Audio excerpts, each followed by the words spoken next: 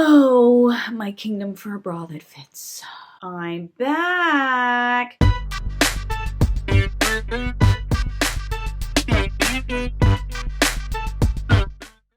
All right, big titty girl gang, I'm back with round 2 of the bra review.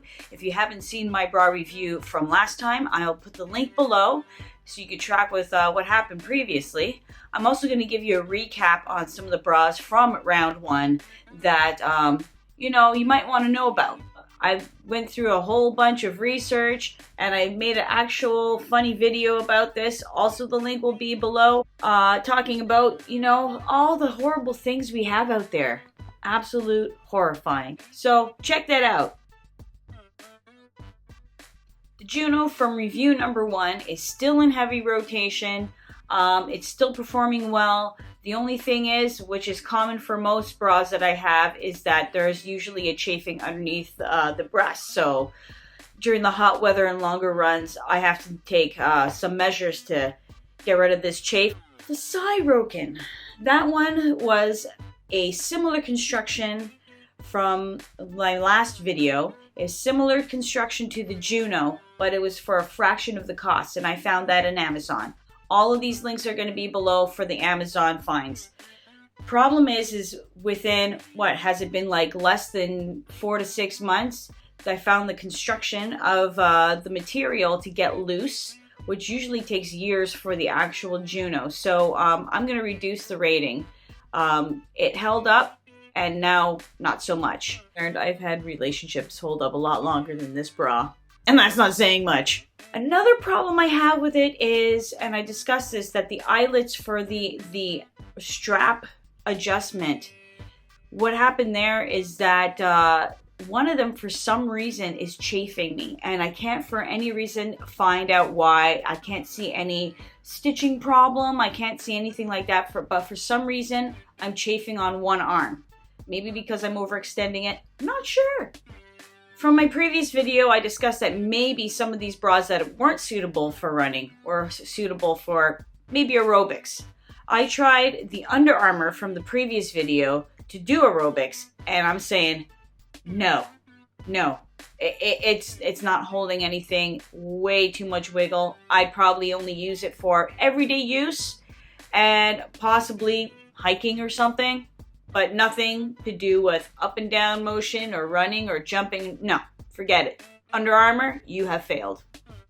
The Burley bra from last video, I mentioned in that video that I sized myself wrong. It's too small, very well built, good material, not suitable for running for that model. And I basically donated it. So have fun. I hope it works for you, whoever gets it. Before we get into the nitty-gritty of round 2, you will notice that in this one, I'm getting bigger sizes. And no, I haven't gained any weight. Truly, I've been wearing the wrong bra size for a very long time. Let's get into it, shall we? We have bra number 1. It is the Shock Absorber. I'll post the picture. It'll pop up momentarily. And I got this one in 34F. F stands for freaking big. So, this style is a traditional style with the capability of locking the straps to make them tight as though it is a racer back, which I find really cool. The size ranges I have are between A to L or double H, depending on what country you're from. What's really cool about this bra is I actually went to Orangeville, Ontario, and I got to try on sizes, and they carried the large sizes, which is amazing. So that's how I knew that I had to go from double D to E to F, and F was freaking fabulous. The adjustability is difficult to do, but it's very sturdy. There are a lot of eyelets for the adjustment. I don't know if you can see that. There's a lot of these eyelets in there, and it's hard to get them in there. However, they stay secure. And here's the clasp that makes the traditional back into somewhat of a racer back. And the hard part about this clasp for bra number 1 is that it's one of these things where you have to interlock, then click in.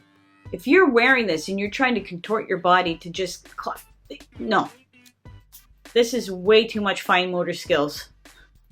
The comfort, it's not easy to put on because of all of these adjustments, but it's well worth using this because I felt very secure in this. The material is great. It's a small amount of padding.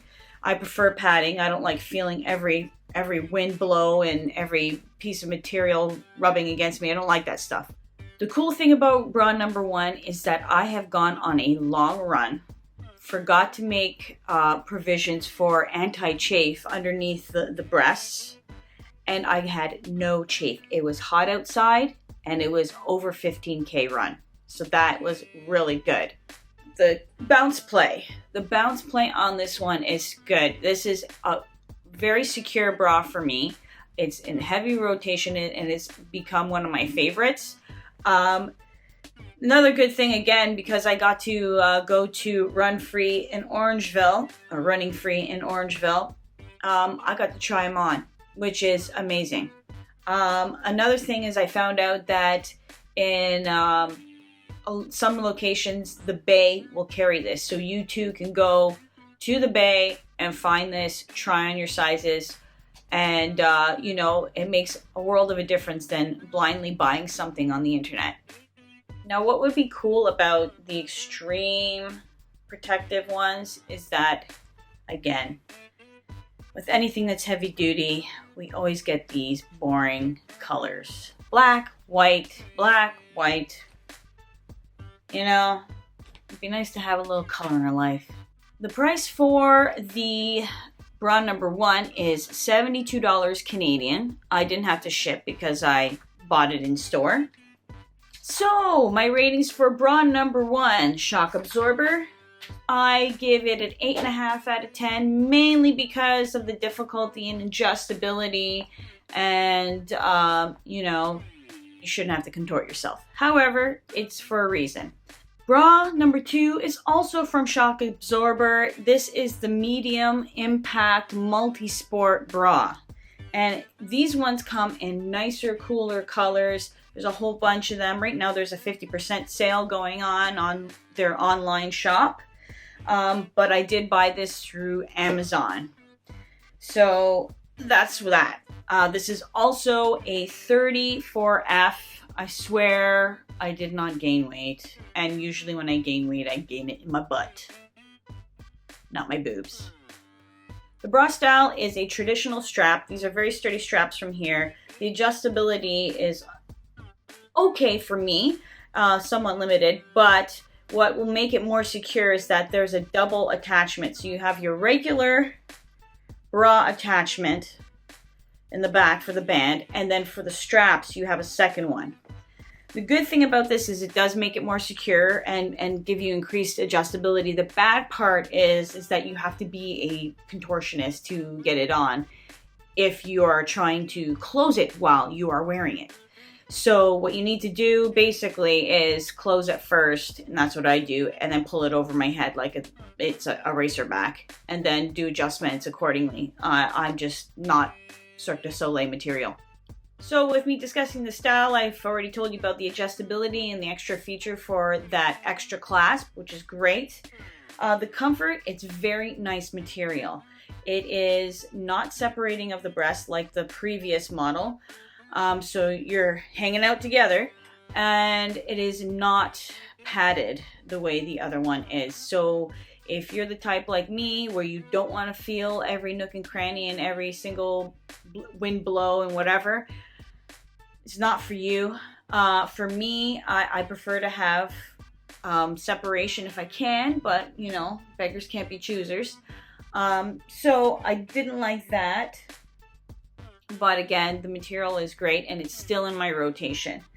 So as far as bounce play, it's not as secure obviously as the extreme support bra, but it does hold for medium to long runs. I would be comfortable wearing this with. I wouldn't be doing a half marathon and a race with this, but I would do my training runs with this, and it's fine if you don't want as much constriction and you don't want to choke out your lungs.